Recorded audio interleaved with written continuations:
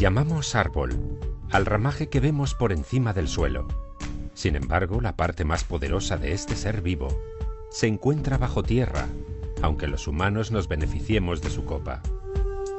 Los árboles aumentan nuestra vibración, haciéndonos sentir bien, tanto física como psíquicamente. Si paseamos frecuentemente por los frondosos bosques, podemos llegar incluso a sanar de muchas enfermedades. La doctora Susan Simard, de la Universidad de Columbia Británica, lleva más de 30 años investigando cómo se comunican los árboles. Demostró que aquellos que son de la misma especie interactúan entre ellos y se ayudan a sobrevivir. Cuando paseamos por un bosque, vemos un conjunto de árboles, pero es mucho más de lo que percibimos con nuestros ojos, ya que bajo tierra existe un mundo de infinitos caminos biológicos que conectan a los árboles entre ellos y les permiten comunicarse y comportarse como un solo organismo. Esto nos lleva a pensar en la existencia de algún tipo de inteligencia desconocida. Susan y su equipo descubrieron que hay una red por debajo del suelo que se extiende por todo el bosque. Un puñado de tierra puede contener kilómetros de diminutos hilos.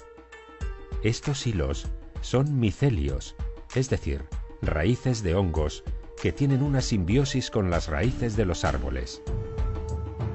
Bajo tierra, las raíces se juntan con los hongos. Así, por ejemplo, un árbol envía CO2 hacia abajo y pasa por el sistema de raíces, donde los hongos, que son los mensajeros, envían ese CO2 a otro árbol que lo pueda necesitar. De modo que todos los árboles trabajan unidos, recibiendo y enviando gran cantidad de información y nutrientes, como si todo el bosque fuera un solo individuo. Los árboles son seres muy sociables, que hablan un idioma común.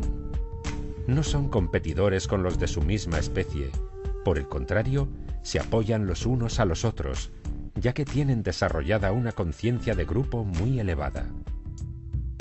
Esta teoría también es apoyada por la bióloga Susan Dudley de la Universidad de McMaster, que descubrió que la planta Impatiens pallida, cuando está rodeada de los de su misma especie, dedica menos energía a expandir sus raíces y ocupan poco lugar, pero cuando no lo está, expande sus raíces lo más rápido posible, extendiéndose a un área mayor. Según Susan Simard, los árboles tienen sentimientos y pueden vivir emociones de dolor o miedo. Si uno de ellos es atacado por un insecto o por el hombre, avisa a los demás para que estén preparados frente a la amenaza. El químico y zoólogo estadounidense David Rhodes infectó un bosque de sauces con unas orugas tóxicas, con la intención de que estos árboles se protegieran de ellas.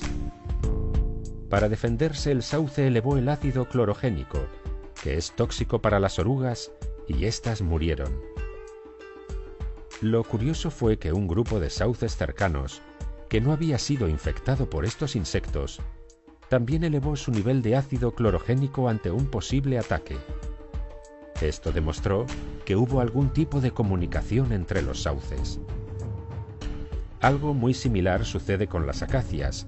Las jirafas mordisquean sus hojas tan solo un momento y enseguida lo dejan, porque saben que estos árboles, cuando se sienten atacados, generan taninos que son mortales para los herbívoros.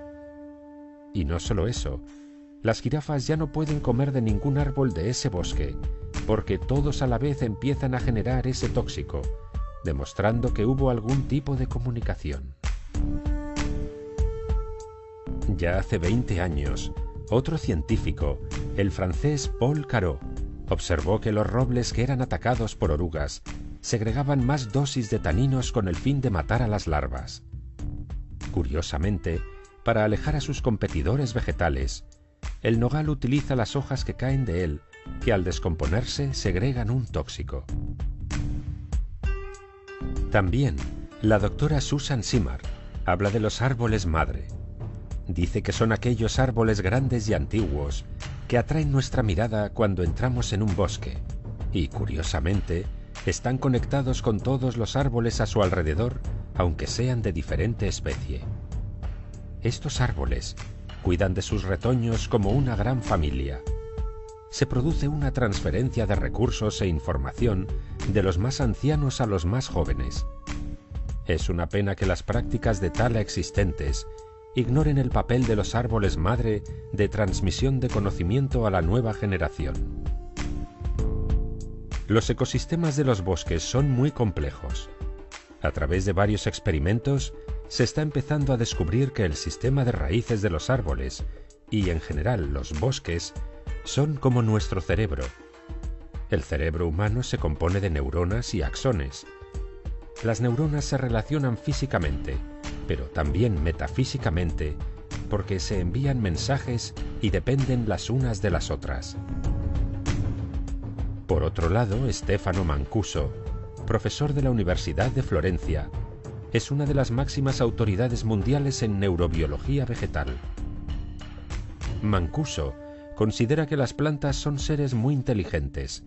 Para él, la inteligencia es la capacidad que se tiene de resolver problemas, y las plantas lo hacen muy bien. Creó el Laboratorio Internacional de Neurobiología Vegetal, en el que él y su equipo llevan 10 años investigando. Está convencido de que las plantas son la base de la vida del hombre, porque son la conexión entre el Sol y la Tierra.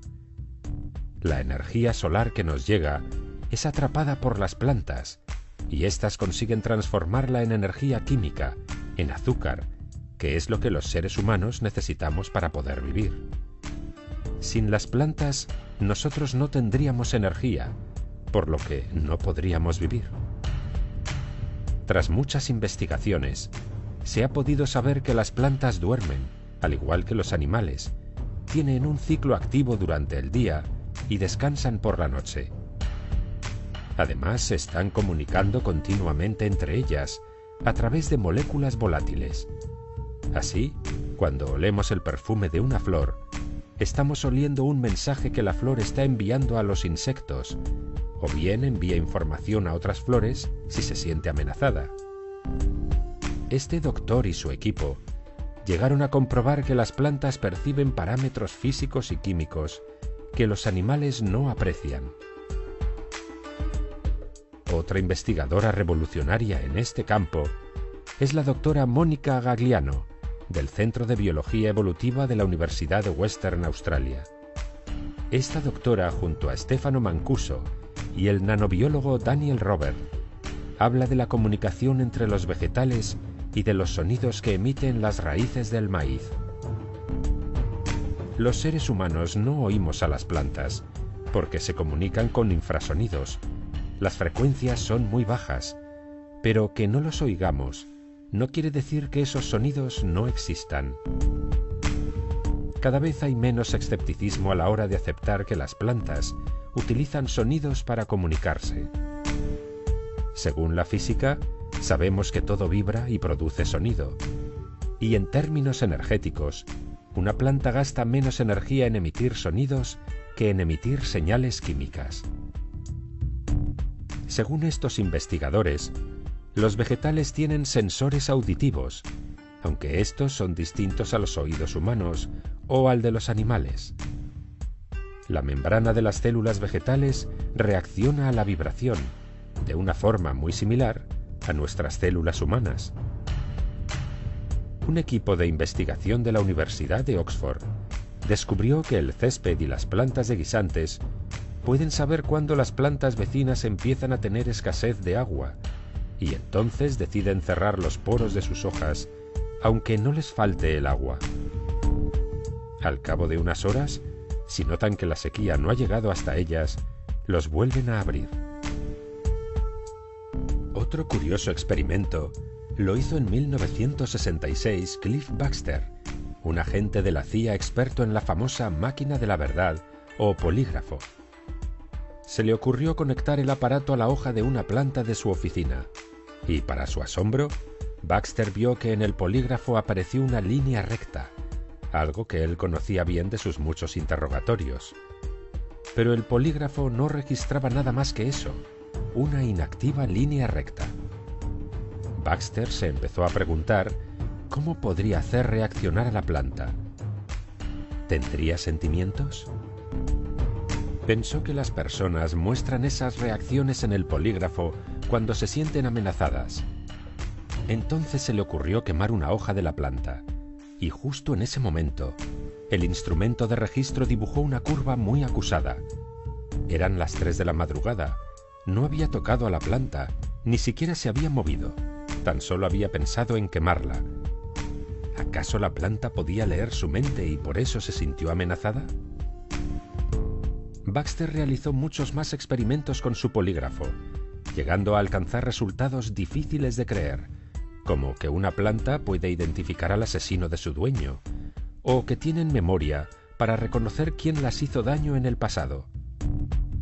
La sabiduría de los árboles y las plantas son conocidos por los chamanes de todo el mundo, que dicen hablar con ellos, porque son los árboles y las plantas quienes les indican cuáles de ellas pueden curar determinada enfermedad. Ya en el siglo IV a.C., el científico griego Aristóteles atribuyó alma a las plantas, aunque no creía que tuvieran sensibilidad. Por otra parte, Hipócrates, el padre de la medicina, aconsejaba a sus discípulos hablar con las plantas, porque decía que eran ellas las que tenían el conocimiento de la curación. Mucho tiempo después, ya en el siglo XVIII, el sueco Carlos Linneo, considerado el precursor de la botánica moderna, afirmó que los vegetales eran como los animales, solo que sin movilidad. Pero a principios del siglo XX, el vienés Raoul Heinrich Francé fue mucho más allá, al afirmar que las plantas se mueven tanto como los animales, pero a una velocidad muchísimo menor. Según un curioso experimento realizado por la Real Sociedad de Horticultura de Londres, hablar a las plantas hace que crezcan más rápidamente, especialmente si son mujeres.